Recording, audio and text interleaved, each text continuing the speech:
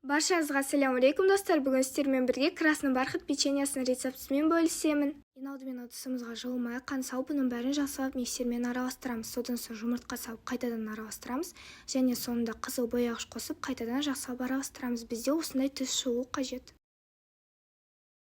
Ұнымызға какао қопсытқыш салып араластырамыз. Енді біздің сұйық массамызға құрғақ массамызды салып жұмсақ қамыр илейміз. Жұмсақ қамырымызды 25 минут тоңазытқышқа қоямыз. Енді қамырымыздың шетінен кішкене қамыр үзіп аламыз және оны дөңгелетеміз. Әрбір дөңгелектерімізді қант ұнтағында аударамыз. Бүкіл печеньеларымызды осылай дайындап шығамыз. Дайын печеньеларымызды 200 градуста 8-10 минут дайындаймыз. Мінекей достар, біздің красный бархат печеньеларымыз дайын. Олар өте жеңіл, жұмсақ, дәмді болып шықты. Сіздерге дайындауға кеңес беремін. Сіздердің отбасыларыңызға ұнайды деген ойдамын. Ал егер осы видеоны салай қойып, каналға жазылуды ұмытпаңыздар. Баршаңызға ассалаумағалейкум.